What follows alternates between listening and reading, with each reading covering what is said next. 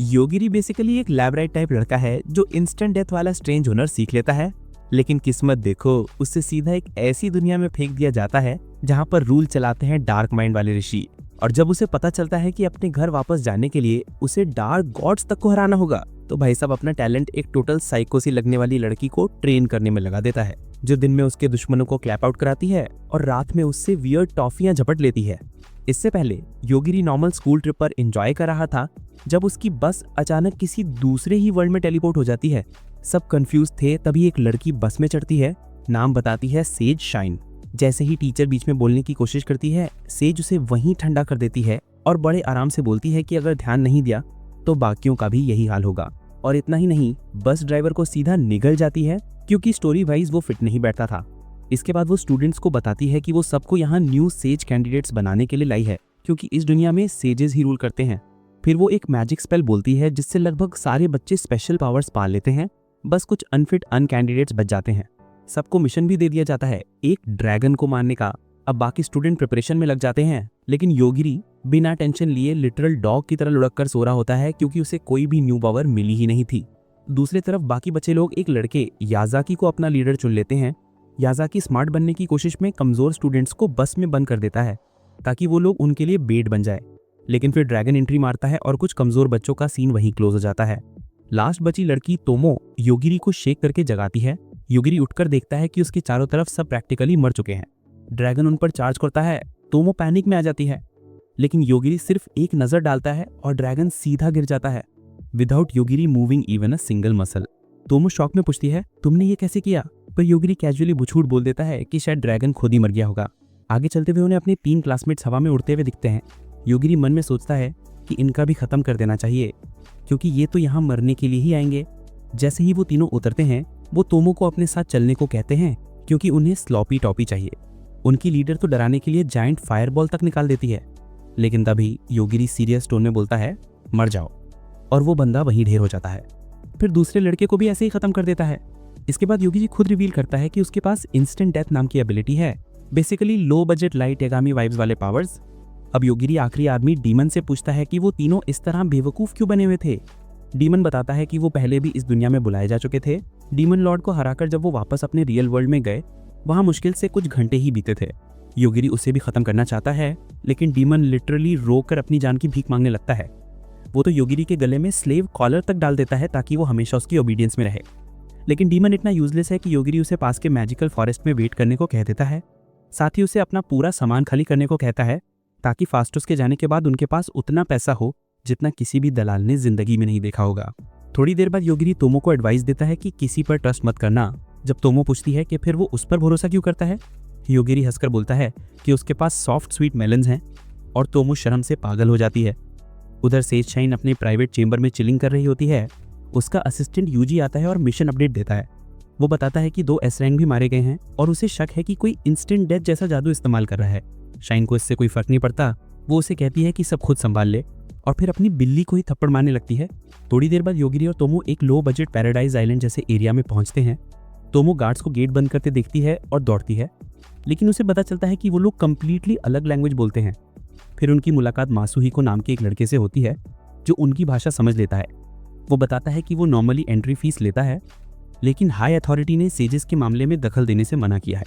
इसका सीधा मतलब वो उनकी मदद भी नहीं करेगा। दोनों वहां से क्वाइटली भागने का प्लान बनाते हैं। रास्ते में मासुहिको तोमो से पूछता है कि क्या वो उसके नट से खेलना चाहेगी। तोमो डर के मारे योगिरी का हाथ पकड़ के भागने लगती है। बाद में वो योगिरी को कन्फेस करती है कि उसे डर था कि योगिरी कहीं मासुहिको को मार न दे। योगिरी उसे कामली समझाता है कि वो कोई क्रेजी किलर नहीं है। चारों तरफ नजर डालते हैं तो उन्हें हर तरह के लोग दिखते हैं, डेमी ह्यूमंस, एल्व्स और बाकी फैंटेसी क्रीचर्स। तभी मूरियो नाम की एक कैटगर्ल आती है और उन्हें सिटी फ्री में दिखाने का ऑफर देती है। योगिरी पूछता है, इससे तुम्हें क्या फायदा? वो बोलती है कि वो सेज कैंडिडेट से थोड़ी सिंपैथी रखती है, लेकिन जब उसे लगता है कि तोमो और योगिरी डेटिंग है तो वो अपने सभी साथियों को उनसे दूर रहने का वादा कर लेती है। रात में जब तोमो शॉपिंग से लौटती है, मूरियो गुंडों की पूरी टीम ले आती है। योगिरी तुरंत समझ आता है कि ये लोग लूटर्स हैं। उनका लीडर बताता है कि उनका टारगेट वीक सेज कैंडिडेट्स हैं क्योंकि पावरफुल वालों से टक्कर लेना मुश्किल है। तोमो मूरियो को पीछे हटने को बोलती है और क्लेम करती है कि योगिरी दिखने से कहीं ज्यादा पावरफुल है। मूरियो मजाक उड़ाती है कि वो लोग तो पावरलेस हैं, लेकिन अटैकर्स कुछ कर पाते उससे पहले योगिरी कैजुअली अपने पीछे खड़े सारे गुंडों को गायब कर देता है। फिर वो आगे वालों पर फोकस करता है, टेस्टिंग के क्या वो सिर्फ बॉडी के कुछ पार्ट्स को टारगेट करके उनकी जान बचा सकता है। टेस्ट सक्सेसफुल होता है, लेकिन योगिरी को रियलाइजेशन होता है कि उससे लोगों को तड़पता देखना बिल्कुल पसंद नहीं। टॉर्चर उसकी स्टाइल नहीं है। सब एक एक करके गिरते जाते हैं और मुरियो रोते रोते टूट जाती है। योगिरी उसे जानने देता है, लेकिन जैसे ही वो दोनों आगे बढ़ते हैं, गार्ड कैप्टन एडल और उसके सोल्जर्स रास्ता रोक लेते हैं। एडल पूछती है कि यहाँ क्या हुआ है। योगिरी इनोसेंट एक्ट करता है, लेकिन एडल बता देती है कि उसने पूरा सीन देख लिया था। तोमो पूछती है कि फिर उसने इंटरवीन क्यों नहीं किया, तो एडल बताती है कि वो एक्चुअल गैंग लीडर को ट्रैक कर रही थी। यूज्ड होने पर योगिरी इरिटेशन छुपाता है, जबकि एडल स्ट्रेट फॉरवर्ड कहती है कि तोमो और योगिरी दोनों पावरलेस दिखते हैं, यूं ही शक करना मुश्किल है। एडल थोड़ी फ्रस्ट्रेट होकर वहां से चली जाती है और योगिरी जॉर्ज से पूछता है कि कोई आराम करने की डिसेंट जगह मिल सकती है क्या। रिसेप्शन पर पहुंचकर योगिरी कैजुअली तोमो से पूछता है कि क्या वो उसके साथ सेम रूम शेयर करना चाहेगी, लेकिन तोमो अभी अपना वी कार्ड किसी को गिफ्ट करने के लिए मेंटली रेडी नहीं है, तो वो जल्दी से मना कर देती है। बाद में उसे एक बड़ा सा कमरा मिल जाता है जिसमें एक विशाल बेड रखा है, लेकिन योगिरी से अलग सोने के कारण उसके दिमाग में उसी की बातें घूमती रहती हैं। वो सोचती है कि क्या योगिरी सच में उसकी कुकी टेस्ट करना चाहेगा, और फिर उसे याद आता है कि उसने कैसे कहा था कि उसके मेलन्स हिल रहे थे। उसी मोमेंट पर उसे कमरे में एक भूत दिखाई देता है और वो जोर से चीख पड़ती है, लेकिन अगले ही सेकंड उसे एहसास होता है कि वो भूत तो बिल्कुल उसकी बड़ी बहन जैसी दिखती है। भूतनी अपना नाम मोमो बताती है और थोड़ा ड्रामा करने के बाद बोलती है कि वो यहाँ उसकी गार्डियन एंजल बनकर आई है। तो वो गुस्से से पूछती है कि जब उसे सच में ज़रूरत थी तब वो कहाँ गायब थी। मोमो बताती है कि वो इसलिए छिपी थी क्योंकि उसे डर था कि कहीं योगिरी उसे भी खत्म ना कर दे। ये सुनकर तोमो शॉक हो जाती है कि योगिरी की इंस्टेंट डेथ एबिलिटी आत्माओं पर भी काम करती है। मोमो तुरंत वार्न करती है कि वो उसे पहले ही बता दे ताकि अचानक सिचुएशन खराब ना हो जाए। मोमो समझाती है कि चूंकि वो खुद एक स्पिरिट है, इसलिए वो तोमो को सुपरनैचुरल थ्रेट से बचा सकती है, और यही रीज़न है कि तोमो को कभी अपनी स्पेशल पावर्स मिली ही नहीं। शुरू में तोमो इरिटेट हो जाती है, लेकिन मोमो उसे सॉफ्टली याद दिलाती है कि पावर्स अक्सर हेली प्राइस के साथ आती है और वो सिर्फ उसकी रक्षा करना चाहती थी। तोमो क्यूरियोसिटी से पूछती है कि क्या हर पावरलेस पर्सन का कोई गार्डियन होता है। मोमो कहती है कि नहीं, ये तो सिर्फ इसलिए क्योंकि तोमो डानुरा स्कूल ऑफ आर्चरी से जुड़ी है, बहुत ही रेयर केस है। मोमो प्रॉमिस करती है कि वो तोमो को उसकी ओरिजिनल वर्ल्ड में वापस पहुंचाने की पूरी कोशिश करेगी, लेकिन तोमो थोड़ा कंफ्यूज होती है क्योंकि अब वो पूरी तरह योगिरी पर डिपेंडेंट हो चुकी है। उसे तैयार करने के लिए मोमो पूरी रात उसे अपनी सीक्रेट मार्शल आर्ट्स टेक्निक सिखाती है। अगले दिन योगिरी और तोमो की मुलाकात सेलेस्टिना नाम की एक लेडी से होती है, जो उनके बाकी क्लासमेट्स को ढूंढने में हेल्प करने के लिए तैयार रहती है। थोड़े से गोल्ड के बदले वो उनके मैप पर इंपॉर्टेंट स्पॉट्स मार्क करती है, ट्रांसलेशन डिवाइसेस देती है और रॉयल कैपिटल जाने के लिए ट्रेन टिकट्स भी पकड़ा देती है। जाने से पहले योगिरी उससे कहता है कि वो उसके सारे ज्वेलरी किसी प्रॉफिटेबल बिजनेस में इन्वेस्ट कर दे। तोमो उसके काम कॉन्फिडेंस को देखकर खुद हैरान रह जाती है। ट्रेन में योगिरी चुपचाप अपना लिटिल गेम खेल रहा होता है, जबकि मोमो लगातार तोमो के आसपास हॉवर करती रहती है। तोमो इरिटेशन में उसे कहता है कि वो जाकर योगिरी को परेशान करे, लेकिन मोमो डरती है कि कहीं वो उससे देख ना ले। तभी योगिरी आराम से बोलता है, मैं तो उसे ऑलरेडी देख रहा हूँ। ये सुनते ही मोमो हवा में फ्रीज हो जाती है।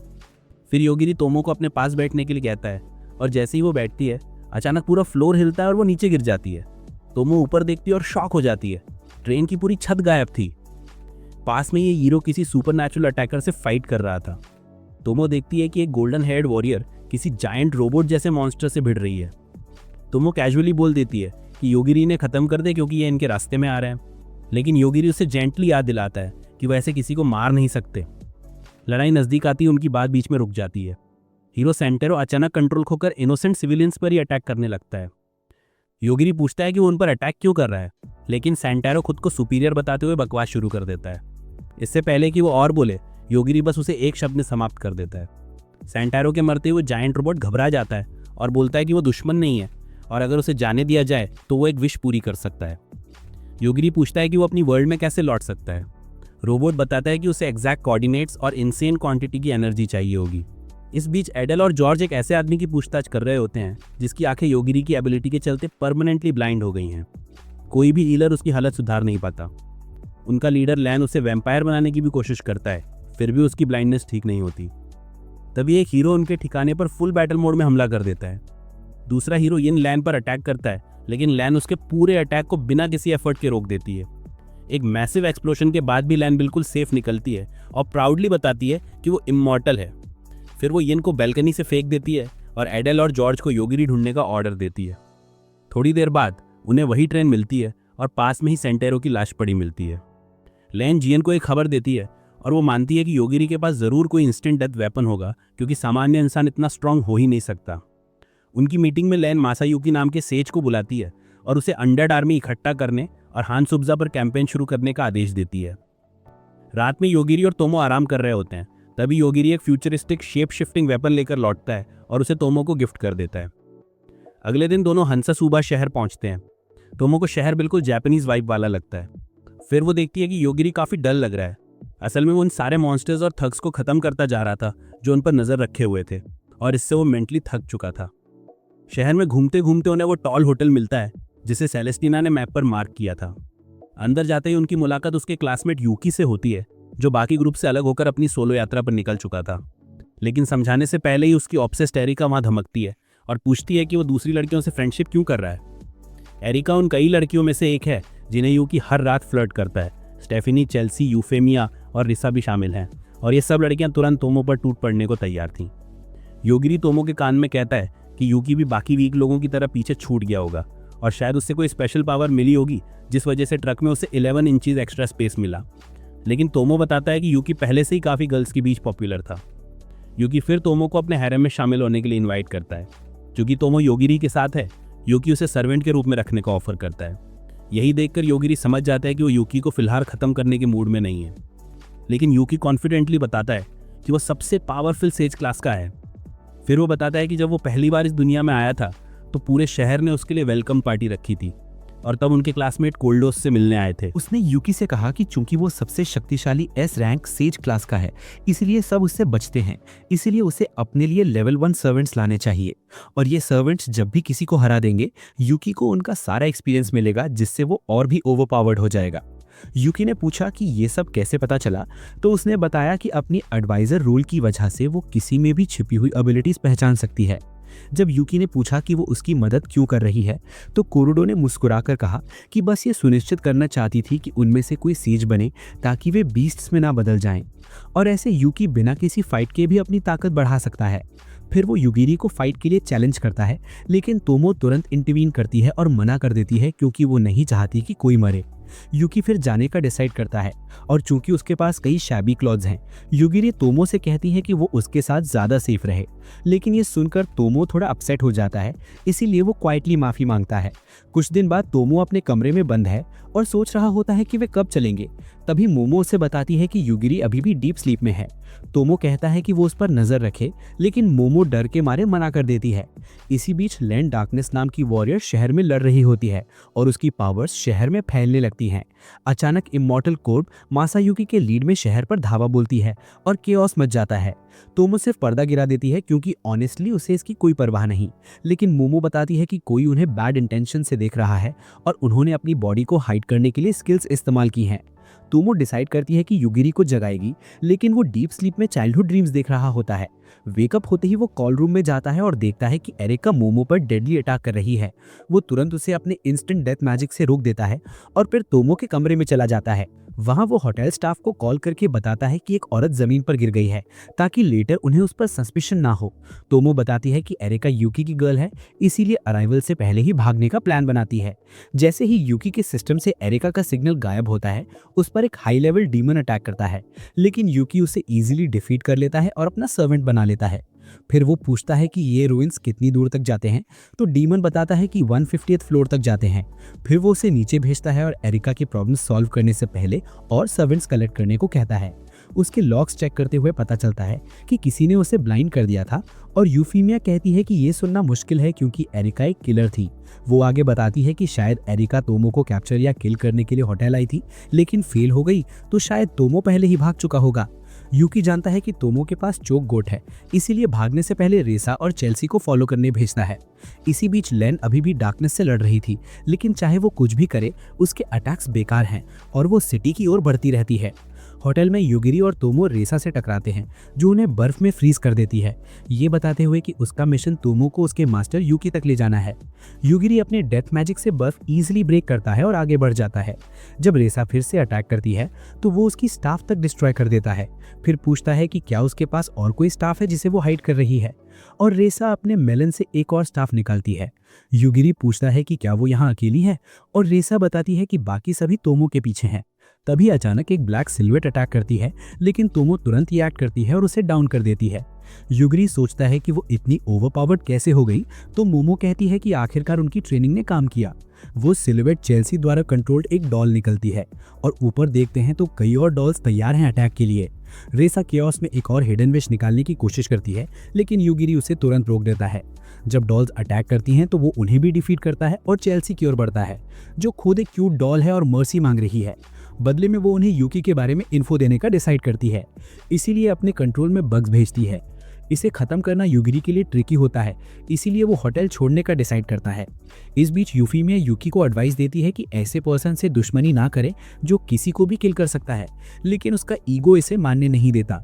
फिर वो बग्स अटैक करने का ऑर्डर देती है, लेकिन युगिरी अपनी लीथल ऑरा से यूकी का लोकेशन डिटेक्ट कर लेता है और उसे बिना देखे ही फिनिश कर देता है, जिससे उसकी एबिलिटी उसकी इनिशियल सोच से भी ज्यादा स्ट्रॉन्ग साबित होती है।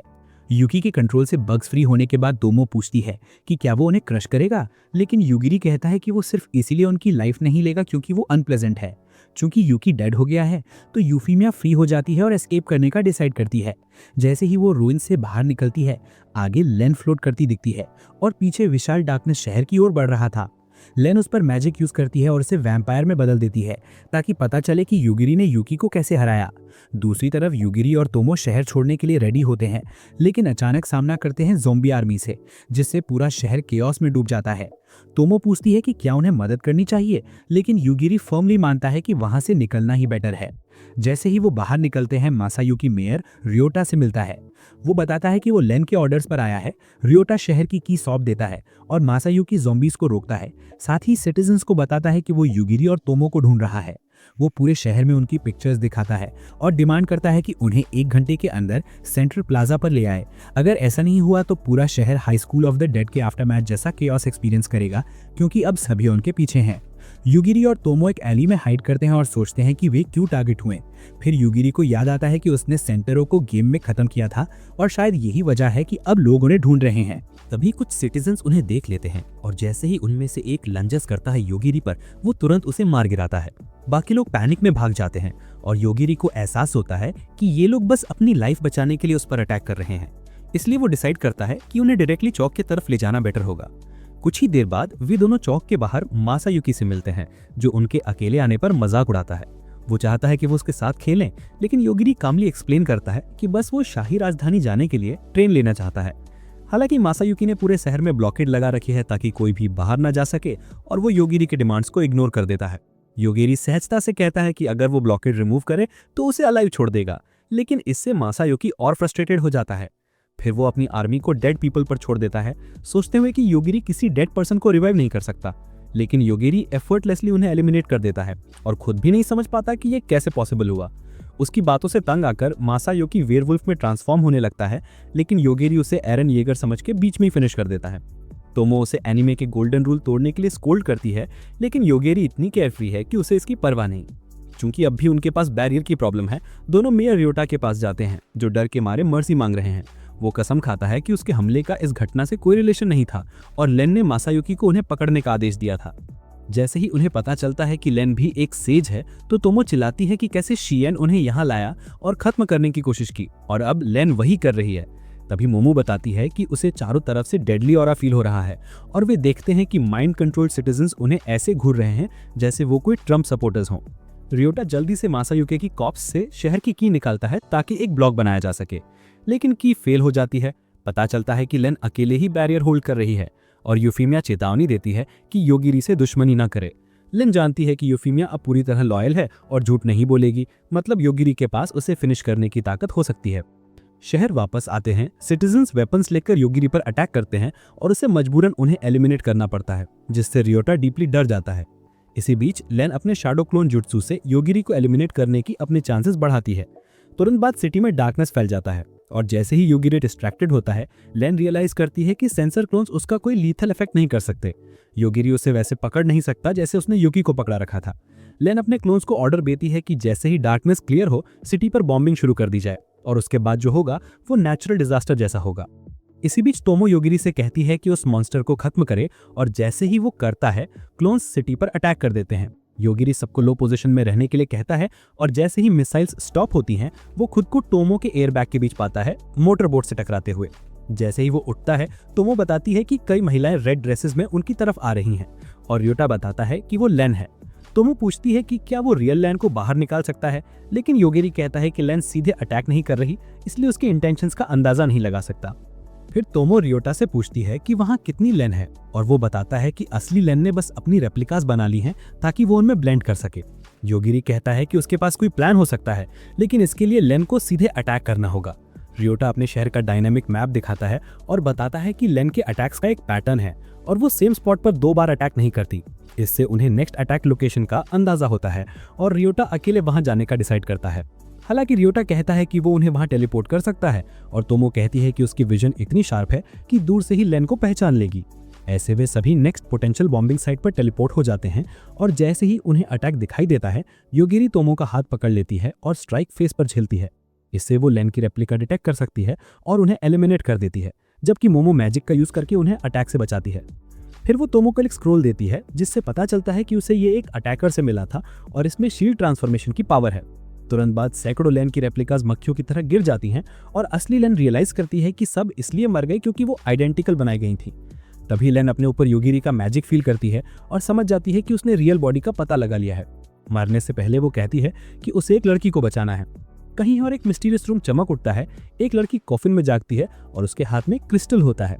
उस क्रिस्टल में लेन का रिकॉर्डेड मैसेज होता है, जो बताता है कि वो उसकी एक रेप्लिका है, लेकिन उसके अपने थॉट्स और कॉन्शियसनेस हैं जो उसे एक अलग पर्सन बनाते हैं। उसके पास लेन की मेमोरीज इनहेरिट नहीं होती हैं, और इस तरह वो योगिरी के अटैक से सेफ रहती है।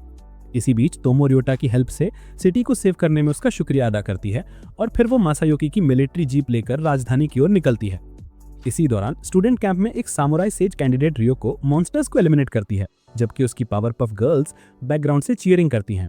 बाद में उसकी मुलाकात कैरल नाम की क्लासमेट से होती है, जो उसका फोन रिटर्न करती है, लेकिन बताती है कि उसने उसे बोरो किया था क्योंकि वो देखना चाहती थी कि योगिरी का मॉनिटरिंग टूल काम कर रहा है या नहीं।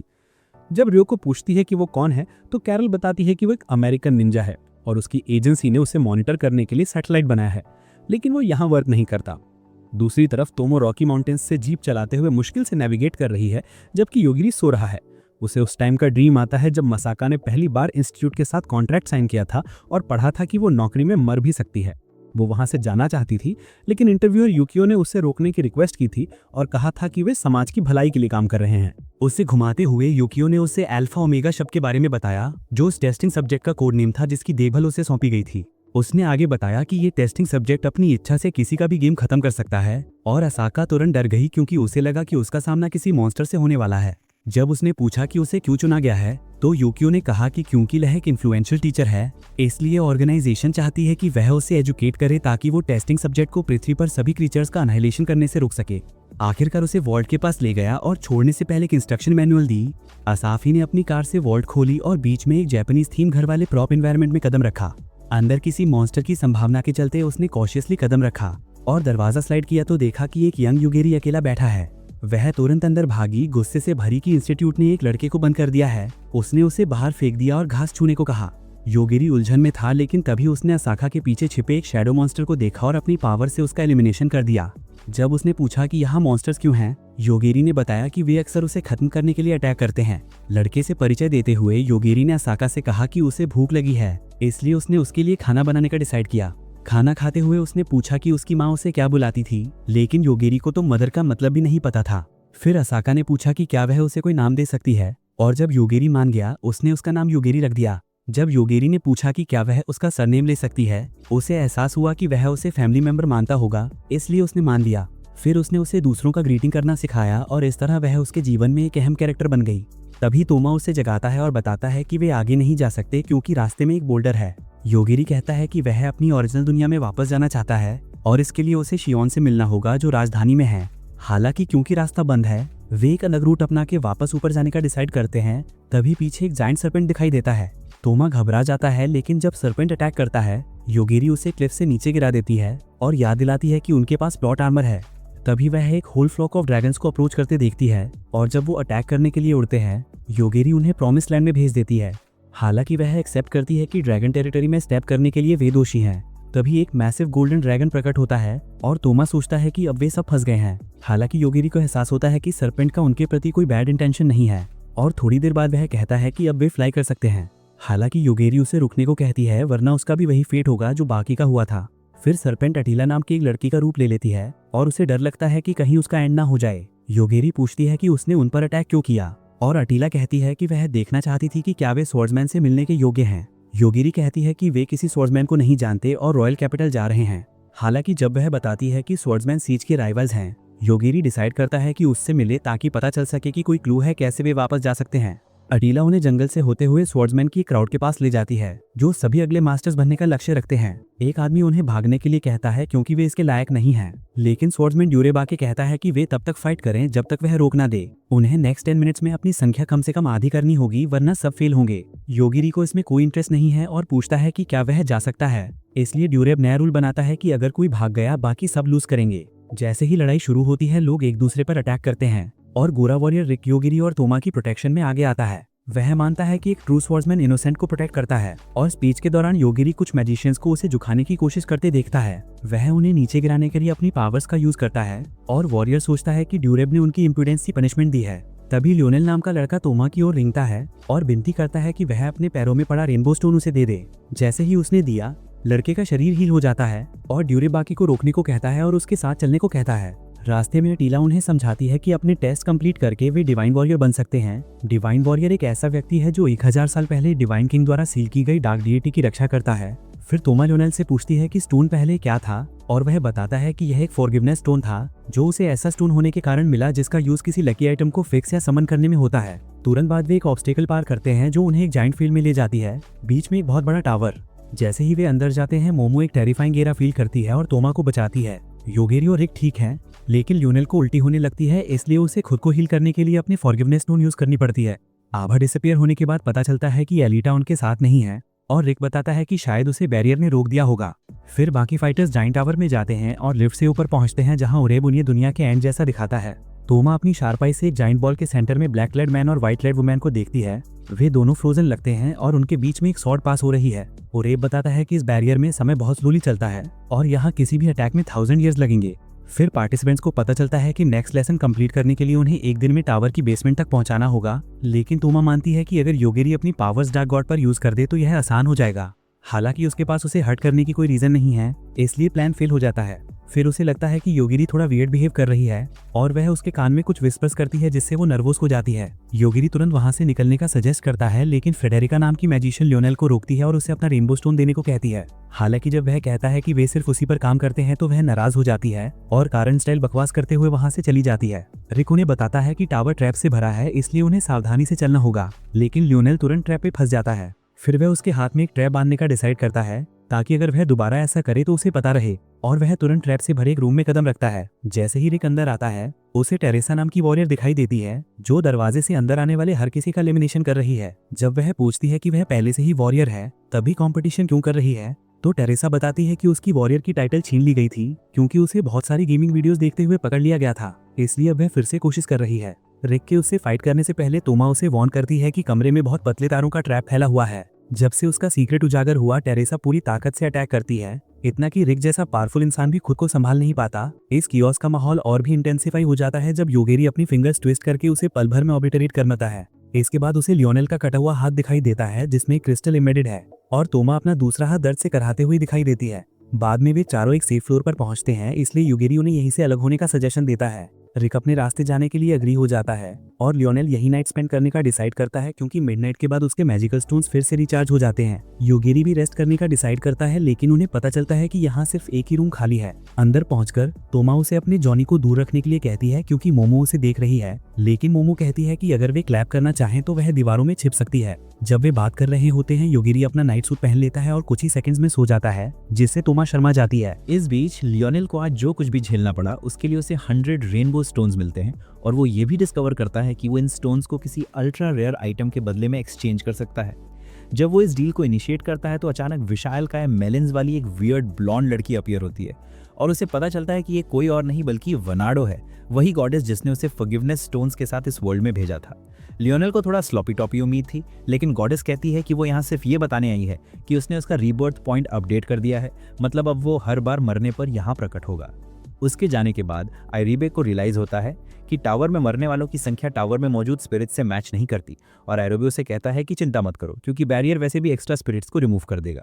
उसे ये भी पता चलता है कि बैरियर को मेंटेन करने के लिए उसे डेड सोल्स को कलेक्ट करना होगा। दूसरी तरफ आओई नाम की एक असासिन फील्ड से भाग रही होती है, तभी एक आदमी उस पर अटैक करता है।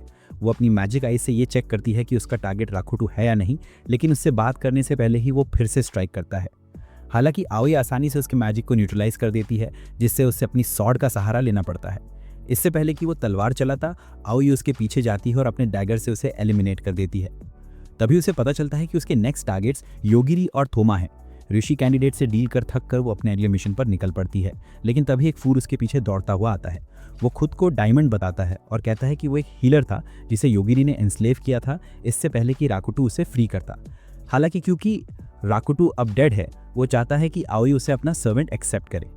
अगले दिन थोमा की नींद खुलती है और वो योगिरी को उसके पॉम्पाउंस में फेस गड़ाए हुए सोता हुआ पाती है। उसे हल्का पुश देने के बाद वो देखती है कि मोमो आधा वॉल में फंसी हुई है और मोमो बताती है कि वो उन्हें थोड़ी प्रिवेसी देना चाहती थी, लेकिन थोमा क्यूरियोसिटी से झांकने लगती है और अब वो आधी वॉल में फंस चुकी है। मोमो बताती है कि ये टावर उन सभी स्पिरिट्स को कलेक्ट कर रहा है जो यहाँ मर चुके हैं और वॉल्स में काफ़ी टेंशन है। जैसे जैसे मोमो और इनग्रॉस हो जाती है, योगिरी जाग जाता है और मैजिक करने वाले तक पहुंचकर उसे स्टॉप करता है और मोमो को फ्री कर देता है। मोमो सोच रही थी कि ये स्पिरिट्स क्यों कलेक्ट हो रहे हैं, जबकि योगिरी तोमा से कहता है कि वो और स्ट्रॉन्गर हो जाए क्योंकि वो उनके रास्ते में आने वाले किसी भी अपोनेंट को डिस्ट्रॉय कर देगा। वो ये भी एक्सप्लेन करता है कि वो नॉर्मली कैजुअलिटीज से बचता है, लेकिन यहाँ हर कोई रेडी है अपनी जान देने को, इसलिए वो पीछे नहीं हटेगा। थोमा उसे बताती है कि उसके पास ऑलरेडी स्ट्रॉन्ग नर्व्स हैं और वो किसी न किसी वजह से साथ हैं। इससे योगिरी को अपने छोटे जॉनी में एक वियर्ड टिकलिश फीलिंग होती है। अपनी एम्बैरेसमेंट छिपाने के लिए वो पलटकर थोमा से कहता है कि खाना मंगवा ले, वरना वो उसकी कुकी खा जाएगा। इस बीच आओई हंसासो बजा रही है।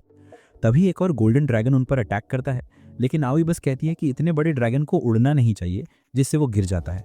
फिर वो बताती है कि उसकी एबिलिटी उसे किसी भी नेचुरल फिनोमेनन को अपने इच्छा से बदलने की पावर देती है। डेमन कहती है कि ये कमांड ब्लॉक के साथ माइनक्राफ्ट खेलने जैसा है, लेकिन उसकी एबिलिटी हाई फॉर्चून लोगों के सामने बेकार हो जाती है। ड्रैगन फिर अटैक करने के लिए पहाड़ पर क्लाइंब करता है, लेकिन किसी चीज़ ने उसे 2 पीसेस में काट दिया और आओई उसे अटैकर हेजॉग के रूप में पहचान लेती है। जानकारी कलेक्ट करने के बाद हेजॉग उड़ जाता है, लेकिन आओई देखती है कि वो एक ह्यूज टावर की ओर बढ़ रहा है। उसे लगता है कि उसे यहाँ योगिरी मिल जाएगी, लेकिन डेमन उसे दोबारा नहीं देखना चाहती, इसलिए वो उसके चबी चीज को माउंटेन्स के अक्रॉस घसीटती है। इस बीच योगिरी और थोमा अपनी इंस्टेंट डेथ एबिलिटीज का यूज करके ट्रैप्स को आसानी से पार कर रहे हैं, लेकिन इग्लेसिया एक गोल्डन आर्मर्ड विजर्ड से टकरा जाते हैं जो इस टावर का क्रिएटर है। योगिरी कहता है कि वो बस यहाँ से जाना चाहता है, लेकिन आदमी कहता है कि ये इम्पॉसिबल है क्योंकि इस टावर का पर्पस सिर्फ स्पिरिट्स कलेक्ट करना और उनका यूज उस सील को मेंटेन करने के लिए किया गया था जिसमें डार्क डीटी इन्वॉल्व्ड है। योगिरी प्रॉमिस करता है कि अगर वो उन्हें छोड़ दे तो और कोई ट्रैप नहीं तोड़ेगा, लेकिन इग्लेसिया उसे बहुत डेंजरस समझती है और उसे एलिमिनेट करने का डिसीजन लेती है। इससे पहले कि वो कुछ करे, योगिरी उसे गिरा देता है और थोमा को आगे बढ़ने का कहता है। इस बीच रिक 100 पॉइंट्स कलेक्ट कर लेता है और फायरवॉल के पास पहुंचता है, जहां फ्रेडरिका लियोनेल को भी पॉइंट्स कलेक्ट करने में मदद कर रही है। जैसे ही उसे इनफ पॉइंट्स मिलते हैं, फायरवॉल गिर जाती है और रिक देखता है कि लियोनेल अब फाइटिंग के लिए पूरी तरह रेडी है। दूसरी तरफ योगिरी और थोमा एक कॉलेजियम पहुंचते हैं, जहां 2 स्वॉर्ड्समैन लड़ रहे हैं, जबकि एक बड़ा ऑफिसर अपने थ्रोन से देख रहा है। वो अपनी गर्ल्स को आगे बढ़ने का कमांड दे रहा है और ये मिसाकी नाम का आदमी बाहर निकलने के रास्ते पर गार्ड कर रहा है। फिर वो दूसरी वॉरियर से कहता है कि अपनी ट्रू पावर हाइड करना बंद करो, इसलिए वो अपना डिस्गाइज उतार देती है और बताती है कि वो थियोडीसिया एक डेमी डेमन है। जैसे ही फाइट फिर से शुरू होती है, योगिरी बीच में आकर पूछता है कि क्या वो उसे बिना किसी प्रॉब्लम के जाने देंगे, लेकिन मिसाकी एक ड्यूअल का प्रपोजल रखती है। अगर वो अपनी गर्ल्स शिरो, जिराल्डा और इनमा को हरा दे तो वो उन्हें बिना किसी डैमेज के जाने देगा। मिसाकी अपने शोधीज को योगिरी को एलिमिनेट करने का ऑर्डर देता है, लेकिन वो उन्हें तुरंत मार देता है, जिससे वो शॉक में आ जाता है। फिर योगिरी और थोमा आराम से उसके पास से गेट की ओर बढ़ते हैं और जब मिसाकी उन पर एम्बुश करने की कोशिश करता है, योगिरी उसे भी मार देता है। योगिरी की शक्ति देखकर थियोडीसिया उसे सल्यूट करती है और पूछती है कि क्या वो उसकी कुछ मदद कर सकती है।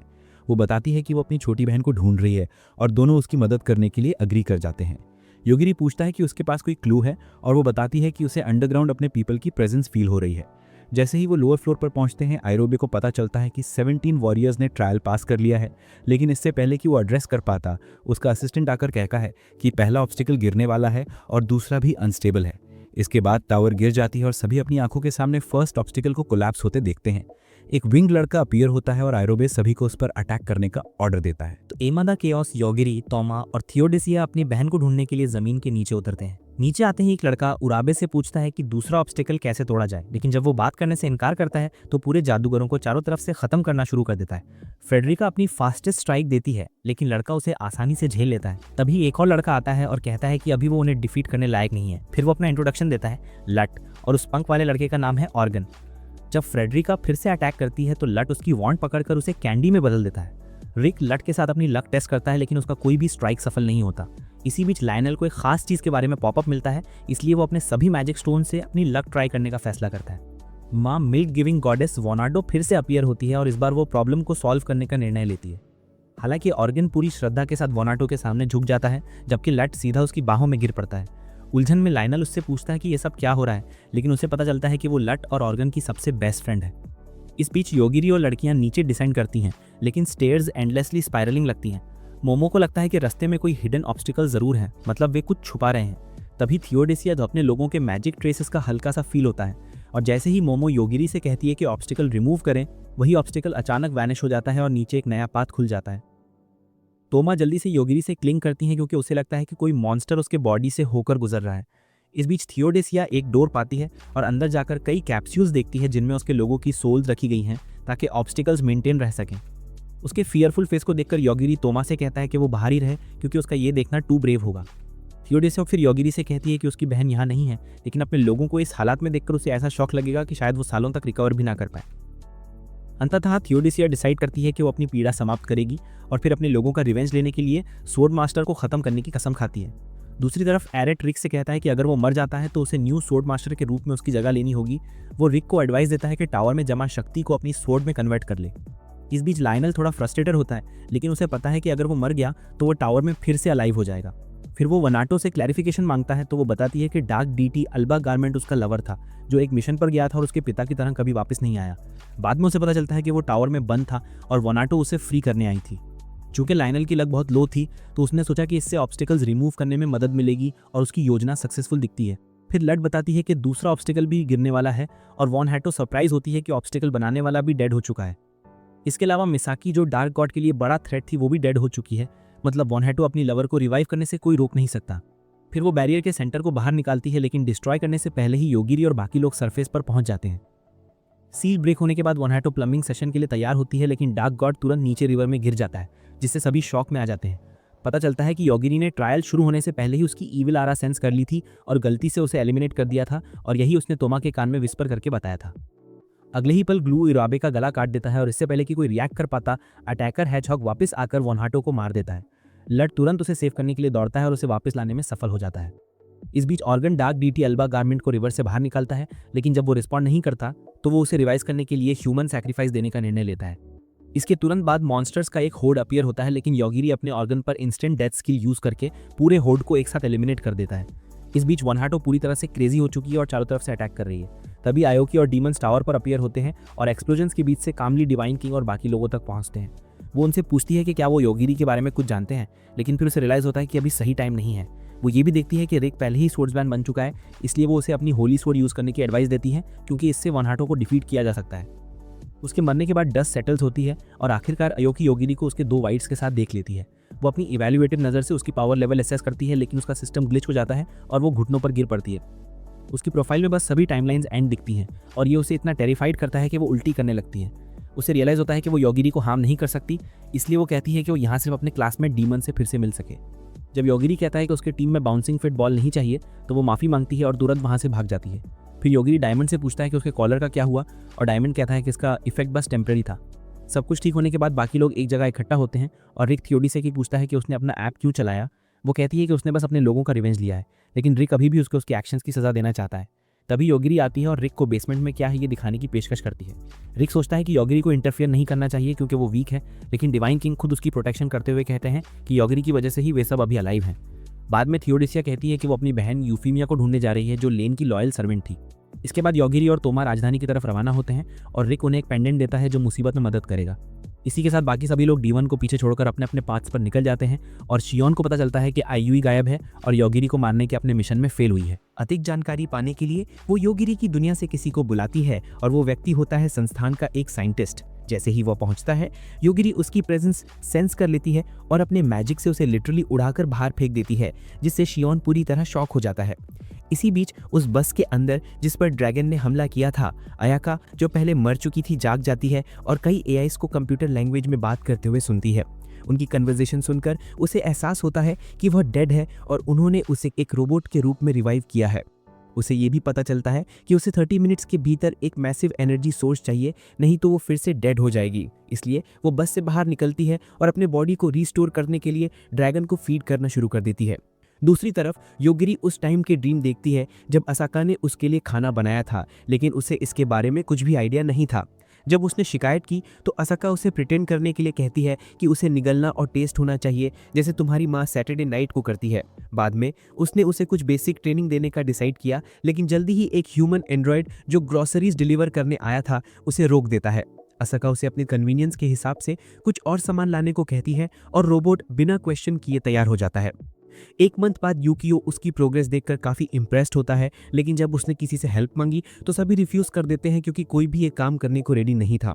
वो वीक्स तक योगिरी के साथ बंद नहीं रहना चाहती थी, इसलिए बाहर जाने की डिमांड करती है, लेकिन जब यूकियो उसे मोटा चेक देता है तो वो थोड़ा टेम्प्ट हो जाती है। फिर वो आर्ग्यू करती है कि वो इन पैसे का यूज भी नहीं कर सकती, लेकिन यूकियो बताता है कि वो जब चाहे बाहर जा सकती है, जिसका उसे आइडिया नहीं था। फिर उसने पूछा कि उसकी एब्सेंस में योगिरी के लिए खाना कौन बनाएगा और यूकियो बताता है कि उसके आने से पहले रोबोट ने खाना तैयार कर दिया था। ये सुनकर असाका सिटी की तरफ निकल पड़ी और खूब शॉपिंग करने के बाद एक लग्जरियस होटल में रात बिताई। हालांकि बाद में वो कैप्टिविटी में जागती है और स्पीकर फोन के जरिए एक वॉइस उससे बात करती है। तिजोरी में वापस आकर योगिरी को पता चलता है कि असाका छुट्टी पर है, जिससे वह थोड़ी उदास हो जाता है। हालांकि उसने रोबोट से एक डॉग लाने को कहा था जिसे उसने निकोई नाम दिया। आखिरकार उसने उसे ढूंढने का डिसाइड किया और रोबोट से असाका को लोकेट करने का तरीका पूछा, जिसने बताया कि उसे बाहर से डोर खोलना होगा। फिर योगिरी ने ऑपरेटर से डोर अनलॉक करने को कहा और जब उन्होंने रिफ्यूज किया तो उसने उन्हें गिराकर मार दिया। उनमें से एक ऑपरेटर इतनी डर गई कि उसने डोर खोलने के लिए अग्री कर लिया। योगिरी बिना किसी हेजिटेशन के बाहर चला गया और यूकियो से असाका के बारे में पूछा। यूकियो ने बताया कि वो छुट्टी पर गई है और शायद कभी वापस ना आए क्योंकि उसे एजेंसी ले गई है। योगिरी ने यूकियो से पूछा कि वो उसकी मदद क्यों नहीं कर रहा, और जब उसने कहा कि वो हाई ऑफिशियल्स के सामने पावरलेस है तो योगिरी ने खुद ही मदद करने का डिसाइड कर लिया। तुरंत बाद वो एजेंसी में घुल जाता है और हाई अलर्ट के बावजूद चारों तरफ बॉडीज गिरने लगती हैं। कुछ स्पेशल ऑपरेशंस ने उसके लिए ट्रैप्स बिछाए थे, लेकिन उसने उनकी हत्या की मंशा सेंस कर ली और उन्हें इंस्टेंटली एलिमिनेट कर दिया। जैसे ही असाका ने बाहर उनकी स्क्रीम सुनी, एक महिला अंदर आई और उसे गन के बैरल पर पकड़ लिया। तभी योगिरी कमरे में एंटर करता है और जब उस महिला ने शूट करने की थ्रेट दी तो योगिरी उसे छोड़कर हागासाकी से टकरा जाता है। फिर उसने उसे अपने साथ घर चलने को कहा और जब वो बाहर कमरे से निकली तो डजन्स ऑफ सोल्जर डेड देखकर स्टन रह गई। इसके बावजूद उसने योगिरी का हैंड थाम लिया, जिससे उसे यकीन हो गया कि वो उसका साथ कभी नहीं छोड़ेगी। तुरंत बाद वे तिजोरी लौट आते हैं, जहां असाका यूकियो से पूछती है कि योगिरी की कैपेबिलिटी देखकर वो उसके साथ क्या करेंगे। उसने बताया कि वे कुछ नहीं कर सकते, इसलिए इसे लीव कर देंगे और वो अभी योगिरी को नहीं छोड़ सकती क्योंकि वो उसके बिना नहीं रह पाएगी।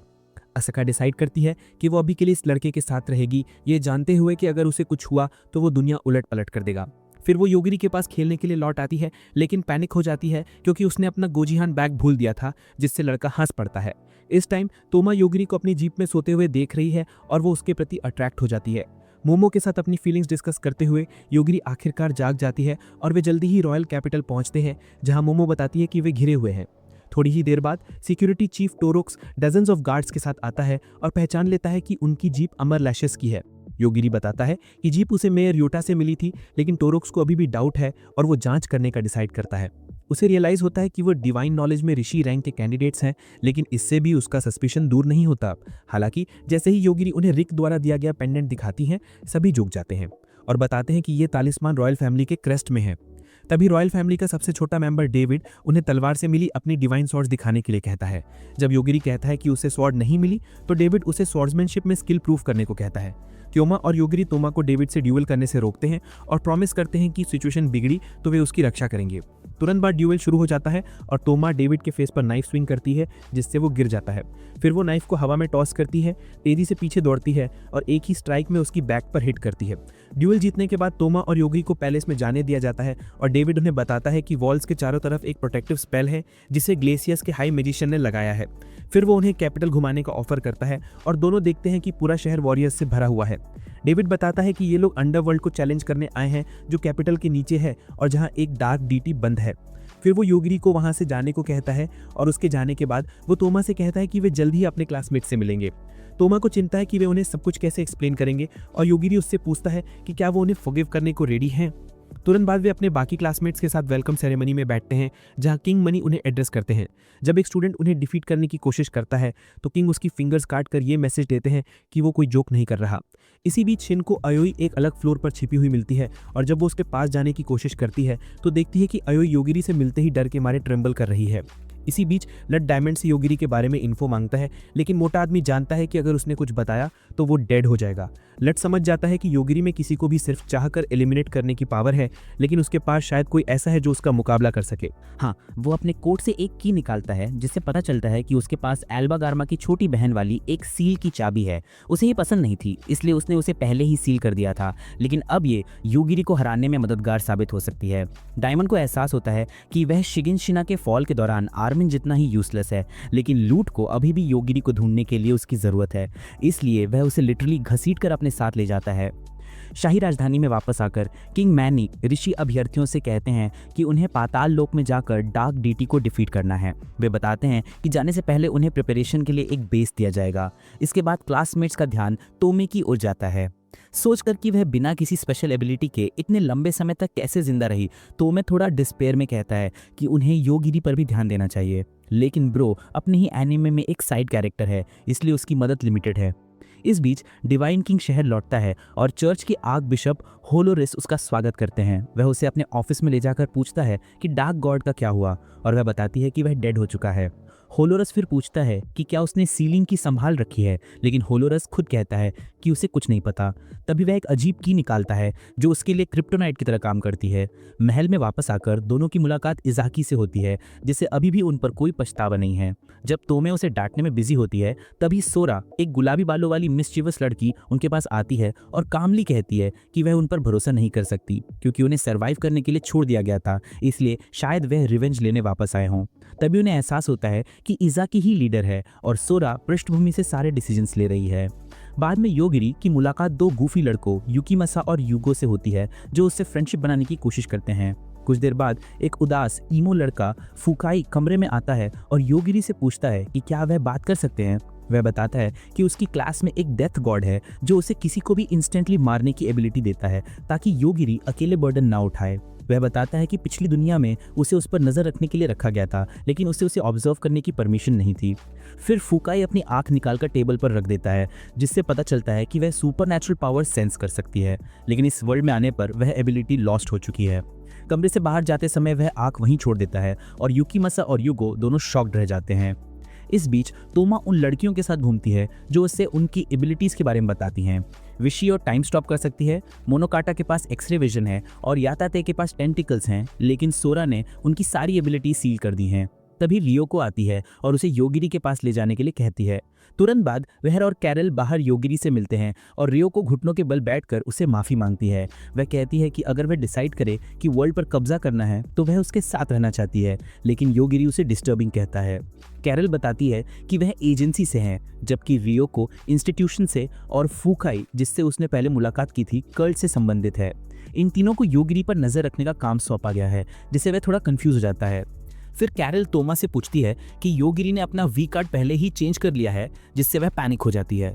जब योगिरी पूछता है कि सोरा ही सब कुछ हैंडल क्यों कर रही है, तो वह बताते हैं कि उसके पास वाउ नाम की एबिलिटी है जो दूसरों की एबिलिटीज को डिसेबल कर देती है। उसने इजाकी की लीडरशिप एबिलिटी न्यूट्रलाइज कर दी और अपने चार्म से सबको फॉलो करने पर मजबूर कर दिया। अगर कोई उसकी प्रॉमिस तोड़ता है तो उसकी सीधी डेथ हो जाती है। यही कारण है कि वह इतना डेंजरस है। फिर योगिरी बताता है कि वह शियोन से मिलना चाहता है ताकि वह घर जा सकें, लेकिन चूंकि उन्हें दूसरों की मदद की जरूरत पड़ सकती है, वह सजेस्ट करता है कि उन्हें एक टेम्पररी अलायंस बना लेना चाहिए। कुछ समय बाद जब लड़कियां मिशन के लिए रेडी होती हैं तो रिक उनका गाइड बनकर आता है। इस बीच लड़कों का ग्रुप एक वियर्ड टनल में फंस जाता है और डेविड भी उनके साथ जुड़ जाता है क्योंकि उसके रॉयल क्लैन में चीजें सील करने की एबिलिटी है। जैसे ही दोनों पक्ष अपने पहले एनिमी से मिलते हैं, तोमा और योगिरी दोनों इनिशियल कांटेक्ट बनाते हैं और अपनी अपनी टीम्स के सामने अपनी कैपेबिलिटी प्रूव करते हैं। इस बीच डीमन लूट के साथ घूम रहा है जो अब मेल डिस्गाइज में है। उसकी चीखों को इग्नोर करते हुए लूट बताता है कि उसके मास्टर की बहन राजधानी से बाहर कर दी गई है, लेकिन उसे नहीं पता कि अंडरवर्ल्ड का एंट्रेंस कहाँ है। वह और इन्फो कलेक्ट करना चाहती है और डीमन सजेस्ट करता है कि वह एक इन में इन्फिल्ट्रेट करें। इस बीच यूफीमिया शहर के आउटस्कर्ट्स में रोम कर रही है। जब उसकी नज़र लेन की मिनिएचर वर्जन पर पड़ती है तो वह उसे इंस्टेंटली पहचान लेती है और घुटनों के बल नील कर खुद को मेड बताती है। लड़की भी अपना नाम रिवील करना चाहती है, लेकिन चूंकि उसका कोई नाम नहीं है, वह वहीं पर खुद को टारगेट बनाती है। बाद में डायमंड और लूट शराब खाने जाते हैं और वेट्रेस से पता चलता है कि ऋषि कैंडिडेट्स अंडरवर्ल्ड पर अटैक कर रहे हैं और पहले ही 5वें लेवल पर पहुंच गए हैं। पास ही वह उशियो और उसके फ्रेंड्स को योगिरी के लास्ट मोमेंट में आकर सभी विलेंस को लूटने की शिकायत करते हुए देखते हैं। तभी अडाका आती है जो रिसेंटली बस में रिवाइव हुई थी और उशियो की बीटिंग शुरू कर देती है। वह उसे इतनी ब्रूटली मारती है कि उशियो डेड हो जाता है और घोषणा करती है कि उसे पनिश करने के तौर पर वह हर दिन अपने एक क्लासमेट को मार डालेगी। जैसे ही सब लोग टैवन से बाहर भागते हैं, शिन प्रकट होती है और लूट से इंट्रोड्यूस कराती है। वह उन्हें बताती है कि योगिरी में किलिंग इंटेंट सेंस करने की एबिलिटी है, इसलिए उसे जल्दी एलिमिनेट करना ही बेहतर है। लूट उसे बाहर निकालने का प्रॉमिस करता है, लेकिन सोचता है कि एक ऑर्डिनरी डार्क डीटी सबऑर्डिनेट ज्यादा कुछ नहीं कर सकता। फिर शिन उन्हें जाने से पहले पाताल लोक में एंट्री का एक संकेत देती है। इस बीच शिन को जब अंडरवर्ल्ड में ऋषि के परफॉर्मेंस के बारे में इन्फो मिलती है तो एक फेलो कैंडिडेट पोर्टो रूम में एंटर करता है और शिन से रिक्वेस्ट करता है कि वह टाइम लिमिट बढ़ा दे। शिन उसकी बात मान लेता है, लेकिन बदले में उसे योगिरी से छुटकारा पाने के लिए कहना पड़ता है। इस बीच अडाका बालकनी में आराम कर रही होती है, तभी कोई उस पर स्टोन थ्रो करने लगता है और यहीं से कहानी और सस्पेंसफुल मोड़ लेती है। वो पास की छत पर एक क्रिमिनल को देखती है और इंस्टेंटली पहचान लेती है कि वो रियोना है, जो हैंड टू हैंड कॉम्बैट में माहिर एक ऋषि कैंडिडेट है। अयाका बिना किसी हेजिटेशन के उसका हाथ काट देती है, लेकिन उसे मारने से पहले उसकी आवाज़ में एक असिस्टेंट का वार्निंग सुनाई देता है कि रियोना की पावर रॉयल फैमिली की सील से सप्रेस्ड है। इसलिए अयाका उसे जाने देती है क्योंकि वो चाहती है कि जब वे दोनों पूरी ताकत से फाइट करें तब बैटल रियल हो। इस बीच ल्यूट डायमंड को अंडरवर्ल्ड की फर्स्ट लेयर तक घसीट ले जाता है। जब वे आगे कहाँ जाएं इस पर डिस्कस कर रहे होते हैं, ल्यूट की नज़र एक हिडन थग पर पड़ती है। वो बताती है कि उसे लूट पर अल्बा गर्मा की सेंट आ रही थी, इसलिए वो दौड़ कर आई। डीमन ल्यूट से पूछता है कि ये औरत कौन है और वो बताती है कि वो वही काली देवी है जिसके लिए वे यहाँ आए थे। तुरंत बाद रियोसो के हत्यारों के समूह का लीडर एक लेटर पाता है जिसमें लिखा होता है कि उसका नेक्स्ट टारगेट योगिरी है। होटल में तोमा योगिरी को लेथार्जी के लिए डांटता है, लेकिन वो कामली बताता है कि वो अपनी पावर्स को लिमिट करने का प्रैक्टिस कर रहा है ताकि उसके अटैक्स लीथल ना हों। इसके अलावा वो शहर में कुछ स्नैक्स और डेलिकेसीज ट्राई कर रहा था, लेकिन उसे लगा कि कोई उसे टारगेट कर रहा है, इसलिए वो तोमा से हेल्प चाहता है। सुरंगों में नीचे मना बताती है कि उसके भाई ने उसे सील कर दिया था, लेकिन फिर भी वो उससे बेहद प्यार करती है। डीमन पूछता है कि वो सील के साथ कैसे घूम पाती है। मना बताती है कि वो सील तोड़ने में सफल हो गई। ल्यूट उसे सील की देता है जिससे उसका मूड अपलिफ्ट हो जाता है और वो उन्हें फॉलो करने को कहती है।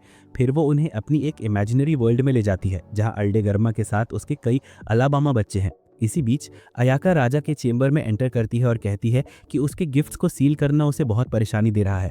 राजा उसे रोकने की कोशिश करता है, लेकिन वो उससे एफर्टलेसली बारबेक्यू में बदल देती है और उसकी लाइफ ले लेती है। फिर वो हॉस्पिटल जाती है जहां रियोना का ट्रीटमेंट चल रहा है और बताती है कि उसने राजा को खत्म कर दिया है, इसलिए अब बैटल फेयर और अनबायस्ड होगी। उसका हाथ पहले ही हील हो चुका है, इसलिए वो बिना टाइम वेस्ट किए अयाका पर अटैक करती है। शुरुआत में वो लीड लेती है, लेकिन अयाका जल्दी ही उसका हाथ फिर से डिस्ट्रॉय कर देती है और गेम पलट देती है। फिर वो किसी थ्रेड लाइक मैजिक से उसका गला घोंटकर उसे मार डालती है। अगले दिन जब राजा की चेंबर की रिपेयर हो रही थी, योगिरी और तोमा शहर में घूम रहे होते हैं और उन लोगों को हैंडल करने का प्लान डिस्कस कर रहे होते हैं। चूंकि तोमा की नज़र शार्प है, योगिरी चाहती है कि वो उसके ऊपर सर्वेलेंस करे, लेकिन बदले में उसे एक डिलीशियस मील का ट्रीट देना चाहती है। इसी बीच असैसिन्स गिल्ड का स्नाइपर योगिरी पर लीथल अटैक कंसील कर रहा है, इसलिए जब वो फायर करता है योगिरी उसे कैच नहीं कर पाती। अपनी पूरी एफर्ट्स के बावजूद वो अपनी इंटेंशन हाइड नहीं कर पाता और गिरकर डेड हो जाता है। तुरंत बाद तोमा योगिरी को उसके फेवरेट रेस्टोरेंट ले जाता है, लेकिन अयाका की वजह से वो पहले ही रूइंड हो चुका था। जब वो स्क्रीम करती है, योगिरी अचानक उसे अपनी ओर खींच लेती है और एक इनोसेंट सिविलियन को ड्रोन से शूट कर दिया जाता है। तुरंत बाद योगिरी देखती है कि ड्रोन डिस्ट्रॉयड हो गया है और मोमो बताती है कि ये उसकी ही ट्रिक थी। जब योगिरी रयोसुके तक सिग्नल ट्रेस करती है, वो हेलीकॉप्टर से फ्ली करने की कोशिश करता है, लेकिन वे उसे पकड़ लेते हैं। जैसे ही डस्ट सेटल्स, मोमो एक स्पिरिट प्रिंसेस को भी कैप्चर कर लेती है जो अटैक करने की कोशिश कर रही थी, और तोमा कहता है कि आखिरकार उसने इतने लंबे समय बाद कुछ यूजफुल किया है। फ्रस्ट्रेटेड होकर रयोसुके फायर क्वीन याम को समन करता है, लेकिन योगिरी उसे एलिमिनेट कर देती है इससे पहले कि वो कुछ कर पाए। तभी रयोसुके का एंड्रॉयड असिस्टेंट एंजुत योगिरी की ओर नाइफ फेंकता है, लेकिन तोमा उसे हिट होने से पहले कैच कर लेता है। फिर वो केयरलेसली उसकी ओर अप्रोच करता है और स्टेप डाउन कहता है, जिससे एंजुत अनकॉन्शियस हो जाता है। तोमा कंफ्यूज्ड होता है कि वो ये कैसे जानता है और बाद में प्रॉमिस करता है कि बताएगा। इसी बीच मना की इमेजिनरी वर्ल्ड में ल्यूट डायमंड से अपोलोजाइज करता है कि उसे इस क्रेजी मैस में घसीटा। कॉम्पेंसेशन के तौर पर वो उसे सील की देता है और बताता है कि जो भी इसे होल्ड करेगा वो मना से सेफ रहेगा, क्योंकि मना अपना माइंड खो चुकी है। डायमंड कहता है कि उसकी लाइफ इतनी वैल्यूएबल नहीं है, लेकिन ल्यूट कहता है कि उसने पहले ही एक्सेप्ट कर लिया था कि वो जल्दी ही मरने वाला है, लेकिन उसे उसके साथ ट्रैवल करने में मजा आया। फिर मना उन्हें अपने चेंबर में ले जाती है और दिखाती है कि उसके भाई ने सील क्यों बनाया था, और उन्हें विश्वास है कि उसने उसकी सेफ्टी के लिए ऐसा किया था। बाहर रयोसुके योगिरी को वैल्यूएबल इन्फो देता है, लेकिन योगिरी बताता है कि उसे डाई करना होगा। उसका स्किल उसे प्रीवियस वर्ल्ड की ऑब्जेक्ट्स क्रिएट करने देता है, मतलब वो एंजुत की कॉपीज बना सकता है, और योगिरी इसे एक्सेप्ट नहीं कर सकता। बाद में जब एंजुत रिलैक्स कर रहा होता है, योगिरी बताती है कि वो एक रोबोट फ्रेंड है जिसके साथ वो चाइल्डहुड में खेला करता था, और ये रोबोट उसकी कॉन्शियसनेस में उसे खत्म करने के लिए बनाया गया है। वो कहता है कि असली एंजुत शायद अपने घर में पोटैटो चिप्स खा रही होगी, लेकिन इस रोबोट को देखकर उसे दुख होता है और वो उसकी सफरिंग खत्म करना चाहता है। बाद में जब वे बाहर निकलते हैं, देखते हैं कि पूरा घर आग की लपटों में एनगल्फ हो चुका है और अयाका बीचों बीच है। सोरा सबको असेंबल करता है और बताता है कि अयाका पहले ही 8 ऋषि कैंडिडेट्स को मार चुकी है जो लड़ सकते हैं। उन्हें अंडरवर्ल्ड मिशन पर फोकस करना होगा, इसलिए अयाका उन्हें अकेला पाती है और उन्हें 1 बाय 1 एलिमिनेट कर देती है। उन्हें देश छोड़ने के लिए कहा गया था क्योंकि हालात यहाँ आने के बाद और वर्स हो गए हैं, इसलिए सोरा उन्हें पुश करता है। अगले दिन अंडरवर्ल्ड की छठी लेयर पर डेविड को योगिरी और तोमा से मिलवाया जाता है, लेकिन वे उसे एडवाइस करते हैं कि उसे सिटी सर्कस में ट्रांसफॉर्म होने से पहले ही इसे छोड़ देना चाहिए। तुरंत बाद वे सभी मंकीज और अबल क्रीचर्स के क्राउड से टकराते हैं और इजाकी उन पर अटैक करने के लिए आगे आता है। इसी बीच ल्यूट आखिरकार मना को बताता है कि उसका ब्रदर डेड हो चुका है, लेकिन मना रिफ्यूज करती है और कहती है कि उसके जैसा स्ट्रॉन्ग इंसान कभी नहीं मर सकता। तुरंत बाद वो डिक्लेयर करती है कि वो उसके ब्रदर को जन्म देगी, और डीमन रिग्रेट करता है कि उसकी डिसीजंस ने उसे यहाँ तक पहुँचाया। फिर मना ल्यूट के हैंड्स को उसकी जेल से फ्री करती है और कहती है कि उसे उनकी ज़रूरत है क्योंकि उन्होंने उसके ब्रदर की बॉडी को टच किया है। वो ये भी बताती है कि उसे उसका माइंड चाहिए ताकि वो देख सके कि मरने से पहले उसका ब्रदर कैसा था, लेकिन डीमन वरीड हो जाता है और पहले मना से हेल्प मांगता है। वो ऐसा करने के लिए एग्री करती है, लेकिन फिर कहती है कि वो उसकी सील पूरी तोड़ दे ताकि वो अपनी पावर्स का फुल यूज़ कर सके। इसी बीच अगले कुछ दिनों तक सेज कैंडिडेट शहर में अपनी रेपुटेशन इंप्रूव करने के लिए हेल्प करते हैं। डिनर के दौरान लड़कियां तोमा से पूछती हैं कि क्या उसने और योगिरी ने लाला लैंड एक्सप्लोर किया है, लेकिन वो शाय हो जाती है और उसे ढूंढने निकल जाती है। दूसरी ओर योगिरी जंगल में रेस्ट कर रहा होता है जब वो डेविड को इंटॉक्सिकेटेड स्टेट में लगभग क्लिफ से गिरते हुए देखता है। योगिरी इंस्टेंटली रिएक्ट करता है और उसे रोकता है, लेकिन थोड़ी देर बाद क्लिफ से कुछ एक्सप्लोड होता है। वापस रेस्टोरेंट में चयन अचानक आती है और बताती है कि अब तक उनके साथ बहुत ईज रही है और अगर ऐसा ही चलता रहा तो कोई भी ऋषि सर्वाइव नहीं करेगा, इसलिए वो उन्हें आपस में तब तक फाइट करने के लिए कहती है जब तक कि केवल एक ही बचे, जिससे वे स्टन रह जाते हैं। कुछ देर बाद रयो को अपने फोन से देखती है कि दूसरा डोर खुला है। इसी बीच जब तोमा जंगल में योगिरी को ढूंढ रहा होता है, क्लिफ टूटती है जिस पर वो खड़ा था और वो नीचे गिरकर डिसअपियर हो जाता है। दूसरी ओर थियोडीसिया सेमी डेमन्स की स्मगलिंग कर रहे विजर्ड्स के ग्रुप को देखती है और उनके कैरेज पर अटैक करती है। उन्हें एलिमिनेट करने के बाद वो अपने पीपल को फ्री करती है और अपनी सिस्टर यूफेमिया को पास में ही देखती है। भोजनालय में जियान कहती है कि जो लोग 1 घंटे में किसी को भी नहीं मार पाए हैं उन्हें खुद ही एलिमिनेट कर दिया जाएगा, और अगर कोई एस्केप करने या महल छोड़ने की कोशिश करेगा तो भी यही होगा। जबकि बाकी लोग इसे बेवकूफ़ी भरी बात समझते हैं, फुकाई आगे आता है और जोर देकर कहता है कि उसे ही मरना चाहिए। इसलिए जियान मान जाती है कि अगर वो उसे मार डालें तो वो बाकी लोगों को छोड़ देगी। फिर फुकाई अपनी इंस्टेंट डेथ टेक्निक का इस्तेमाल करता है, लेकिन जियान तुरंत अलाइव हो जाती है और कुछ क्वर्की एक्सप्लेनेशन देती है कि उसने ऐसा कैसे सर्वाइव किया। फुकाई उसकी बात नहीं सुनता और लगातार अपनी कला का इस्तेमाल करता रहता है जब तक कि जियान नाराज होकर उसका सिर उसके नेक से अलग नहीं कर देती। जब सब भाग जाते हैं, रोमिको और जियोना नाम की 2 लड़कियां जंगल में टोमा को ढूंढती हैं और उसे बैटल रॉयल सिचुएशन समझाती हैं। इस बीच युगिरी अभी भी डेविड के साथ फ्री फॉलिंग है और उसे याद आता है कि असाका ने कहा था कि जो क्रीचर्स ह्यूमन से आगे निकल गए हैं वे ह्यूमन एथिक्स पर नहीं जी सकते और उन्हें अपने लिए नए मोरल स्टैंडर्ड्स बनाने होंगे। उसने युगिरी को सलाह दी थी कि किसी भी स्टेप को लेने से पहले सोच विचार करें और ये भी याद दिलाया कि सिर्फ इसलिए कि आप टोस्टर में कुछ डाल सकते हैं इसका मतलब ये नहीं कि नाश्ते में एक्स्ट्रा सॉसेजेस भी होंगे। उसकी एडवाइस मानते हुए युगिरी डिसाइड करता है कि वो अपनी गति पर अपनी इंस्टेंट डेथ एबिलिटी का इस्तेमाल करेगा ताकि वो 7th फ्लोर पर गिरते समय स्पीड कंट्रोल कर सके, जो कि मना की इमेजिनरी वर्ल्ड है। महल के अंदर डेमन फाइनल सील तोड़ देता है और कहती है कि वे अभी वहां से निकल जाएं इससे पहले कि वो उन्हें ब्लास्ट कर दे। डेमन जल्दी से लूट को पकड़कर बाहर खींच लेता है, लेकिन जमीन उनके पैरों तले खिसक जाती है। लूट कहता है कि अगर वो अकेला नहीं गया तो उसे अंदर खींच लिया जाएगा, लेकिन जब वो रेजिस्ट करता है लूट उसे जबरदस्ती महल से बाहर पुश कर देता है। इस बीच हाफ डीमन सिस्टर्स और रिजली आखिरकार फिर से मिल जाते हैं और यूफेमिया बताती है कि लेन की वजह से वो भी ओरिजिनल ब्लड लाइन की हो गई है। रिजली आगे कहती है कि वो भी अपने पीपल की प्रेजेंस फील कर सकती है, इसलिए वे दूसरे हाफ डीमंस की तलाश में निकलते हैं। वो ये भी बताती है कि वे योगिरी से मिलने कैपिटल जा रहे हैं और थियोडीसिया बताती है कि वो पहले मिल चुकी है। 7th फ्लोर पर योगिरी डायमंड को दौड़ते हुए देखता है और दोनों एक दूसरे को देखकर स्टंट हो जाते हैं। जैसे ही डायमंड उसके पीछे हाइड करता है, योगिरी एक ब्लू स्लाइम को देखता है और उसे खुद को एलिमिनेट करने के लिए कहता है। डायमंड समझाता है कि वे यहाँ से एक शॉर्ट पाथ अपनाकर निकल सकते हैं, लेकिन स्लाइम्स उनकी गार्डिंग कर रहे हैं। योगिरी रिलक्टेंटली अग्री करता है कि वो स्लाइम्स को हराने में मदद करेगा, लेकिन बदले में वो चाहता है कि वो बिग गाय डेविड को अपनी बैक पर उठाकर ले जाए। 6th फ्लोर पर टेंशन बढ़ जाता है क्योंकि सभी स्टूडेंट्स आपस में फाइट करने लगते हैं, जबकि टोमा पूरी फाइट से बचने के लिए एक ट्री पर छिप जाता है। तभी मोमो बताती है कि योगिरी 7th फ्लोर पर फंसा हुआ है और उसे वापस आने का कोई रास्ता नहीं सूझ रहा। टोमा के लिए, चूंकि वो उस रूम में नहीं थी जब सीएन ने नेक्स्ट मिशन शुरू किया था, इसलिए वो हिस्सा नहीं है और बिना किसी को मारे आगे बढ़ सकती है। तुरंत बाद योगिरी और डायमंड एक एलिवेटर में पहुंचते हैं जो उन्हें 6th फ्लोर पर ले जाती है।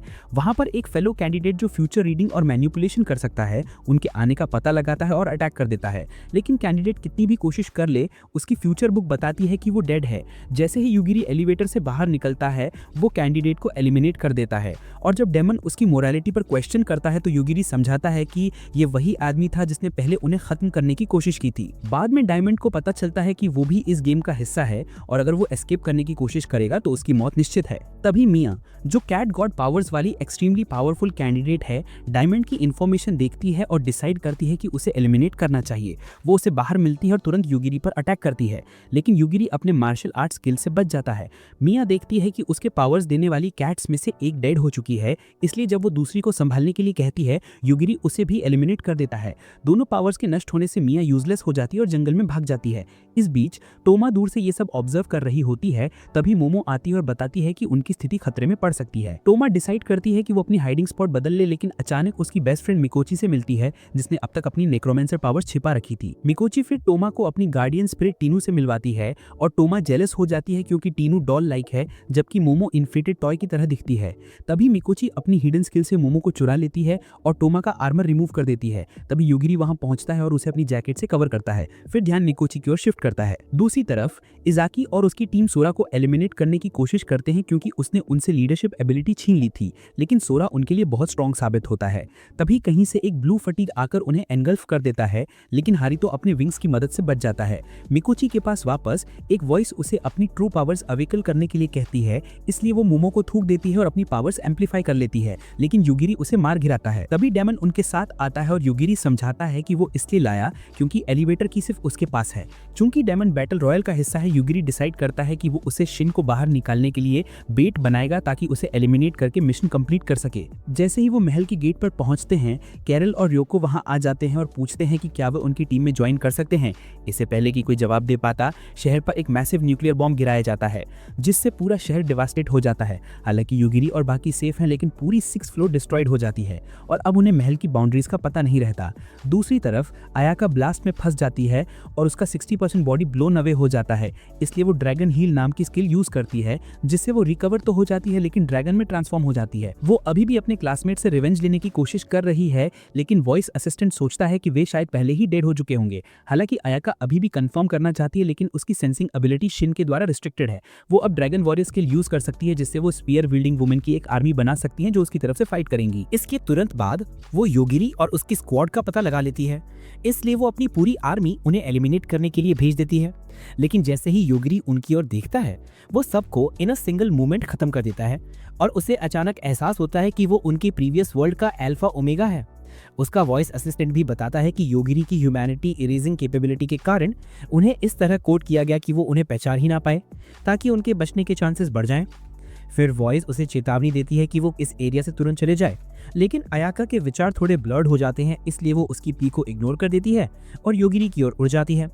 जैसे उम्मीद थी, योगिरी उसे एलिमिनेट कर देता है और जब उसके शरीर के अंदर की वॉइस असिस्टेंट मर जाती है, तभी उसे फाइनली पता चलता है कि वो आयाका थी। इसके बाद वे महल की बाउंड्रीज का अंदाजा लगाते हैं और सिर्फ बाहर निकल आते हैं और तभी शिन अचानक सामने आके उन्हें रोक देती है। शिन कुछ बोल पाती है कि योगिरी अपनी पावर्स इस्तेमाल करके उसका लेफ्ट एंकल तोड़ देता है और चेतावनी देता है कि वो कुछ भी हार्ड मूव करे तो वो उसे अनइंटेंशनली एलिमिनेट कर देगा। लेकिन शिन उसकी बात नहीं सुनता और फिर से अटैक करने की कोशिश करता है। इस बार योगिरी उसका थंब तोड़ देता है। फिर योगिरी पूछता है कि वो अपनी ओरिजिनल वर्ल्ड में कैसे लौट सकती है, लेकिन शिन कोई जवाब नहीं देती और तुरंत अपने कमरे में टेलीपोर्ट हो जाती है। वहाँ वो अपने थंब को फिक्स करने की कोशिश करती है, लेकिन लाख कोशिशों के बावजूद वो ब्रोकन ही रहता है। तभी उसका असिस्टेंट यूइची कमरे में आता है, लेकिन योगिरी उस पर भी अटैक करने लगता है। फिर शिन योगिरी के पास लौटती है और विनती करती है कि वो यूइची को छोड़ दे और बदले में वो उसकी बात मानेगी। योगिरी कहता है कि वो सिर्फ टॉक करना चाहता है और भागना यूजलेस है, क्योंकि उसके मन में एक डेथ नोट है। वो जानना चाहता है कि घर वापस कैसे जाएं, लेकिन शिन बताती है कि अभी कोई रास्ता नहीं है।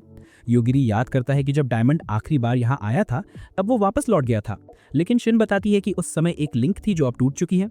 फिर योगिरी उससे उनकी दुनिया के कोऑर्डिनेट्स मांगता है और शिन उन्हें एक प्रोजेक्शन के माध्यम से दिखाना शुरू कर देती है। कोऑर्डिनेट के साथ योगिरी एक पावर सोर्स की रिक्वेस्ट करता है और शिन उसे एक फिलोसोफर स्टोन देती है, ये बताते हुए कि इसमें से कई उसे घर लौटने में मदद करेंगे। योगिरी को पता चलता है कि अब तक उसने जितने सेजेस को एलिमिनेट किया उनके पास भी फिलोसोफर स्टोन था, लेकिन क्योंकि ये उनकी इमॉर्टैलिटी सोर्स है, शिन द्वारा उनका एंड करने के बाद इसकी शक्ति खत्म हो जाती है। चूंकि शिन को दूसरे सेजेस का पता नहीं है, योगिनी डायमंड से कहता है कि वो उसके मैप पे बाहर निकलने का रास्ता ढूंढे। डीमन पूछती है कि वो शिन को जिंदा छोड़ देगा और डायमंड कहता है कि उसके पास उसकी जान लेने का कोई कारण नहीं है। वे उसे अपंग और डिप्रेस छोड़ के चले जाते हैं। शिन अपने कमरे में लौटने की कोशिश करती है, लेकिन अपने टेलीपोर्ट मैजिक का इस्तेमाल नहीं कर पाती। तभी जमीन से कुछ थ्रेड्स उभरते हैं और उसके पैर को पकड़ लेते हैं। मैना के डेमोनिक फॉर्म के सामने आने से पहले शिन एस्केप करने की कोशिश करती है, लेकिन उसकी सारी एबिलिटीज डीएक्टिवेट हो जाती हैं और वो नीचे सौंप में गिर जाती है। जब वो एहसास करती है कि वो ऑलमोस्ट डेड है, वो मैना से कहती है कि वो योगिरी का नाम याद रखे, क्योंकि यही वो आदमी है जो उसका अंत करेगा। इस बीच मैना कैपिटल पर हमला शुरू कर देता है, लेकिन रिक अपने लोगों को बचाने के लिए रॉयल प्रोटेक्टर के रूप में सामने आता है। हालांकि वो अकेला है और मैना को पूरे शहर को एनगल्फ करने से नहीं रोक सकता। इसी बीच जब बिशप पोलारिस मैना की वापसी सेलिब्रेट कर रहा होता है, तभी योगिरी अराइव करता है और उसे इंस्टेंटली एलिमिनेट कर देता है। जब वे देखते हैं कि एक रेड स्लज शहर पर फैल रहा है, डीमन को एहसास होता है कि गलती उसकी थी, क्योंकि उसने मैना की सील तोड़ी थी। इसके तुरंत बाद मैना उनके सामने मैनिफेस्ट होता है और डायमंड से पूछता है कि योगिरी कहाँ है जिसने उसके भाई को मार दिया था। डीमन तुरंत अपनी जान बचाने के लिए उसकी तरफ इशारा करता है, लेकिन मैना के कुछ कहने से पहले योगिरी अपना स्लज फॉर्म छोड़ देता है। हालांकि पूरा शहर डेब्री से भरा है, डेविड सजेस्ट करता है कि वे पैराग्लाइडर्स का इस्तेमाल करें, जो कि उसमें 5 लोग राइड कर सकते हैं। योगिरी और टोमा पीछे रह जाते हैं और मोमो टोमा के आर्मर को एक फ्लाइंग सूट में बदल देती है। क्योंकि योगिरी उड़ नहीं सकती, वो उसे टाइटली होल्ड करता है और वे एक budget Batman style city flight करते हैं। बाहर फिर से मिलकर वे अपने घर लौटने के मिशन की तैयारी करते हैं, लेकिन पास के शहर में थोड़ी रेस्ट लेने का फैसला करते हैं। योगिरी साफ कहता है कि वो सिर्फ अपने और टोमा के लिए पर्याप्त एनर्जी इकट्ठा करेगा, लेकिन कैरल और राइको को इससे कोई ऑब्जेक्शन नहीं है। तभी रिजली अपनी हॉर्स कैरेज में आती है और योगिरी से अपना इंट्रोडक्शन देती है। वो उससे प्रपोज करती है लेकिन योगिरी तुरंत मना कर देता है। तभी हाफ डीमन सिस्टर्स कैरेज से बाहर आती हैं और उसे रियलाइजेशन होता है कि वे फाइनली एक हो गई हैं। फिर रिजली उसे अपना फिलोसोफर स्टोन देती है जिससे वो अपने गोल के और करीब पहुंचता है। इस बीच जब डिवाइन किंग शहर को मैना के ग्रास्प से फ्री करने की तैयारी करता है तो डीमन लॉर्ड खुद को बाकी से अलग कर लेता है और अपनी हरम बनाने की कसम खाता है। उस रात जब योगिरी टोमा की गोद में आराम करता है उसे असाका की कही बात याद आती है कि वो अपनी पावर्स का यूज जैसे चाहे कर सकता है लेकिन प्रूडेंस और समझदारी से डिसीजंस लेना चाहिए। असाका उसे एडवाइस देती है कि वो जस्टिस के ट्रेडिशनल वेज में फंसकर ना रहे और अपने दिल की सुने। इसी के साथ वे अगले शहर की ओर बढ़ते हैं, रेडी टू रिटर्न होम। और हाँ, इस वीडियो के लिए बस इतना ही। अगर आपको ये पसंद आया तो लाइक करें, चैनल को सब्सक्राइब करें और शायद हम इसका सेकंड पार्ट भी बनाएं। अगर आप एंड तक पहुंचे तो कमेंट में बताएं कि किस कैरेक्टर के पास सबसे बड़े खरबूजे थे।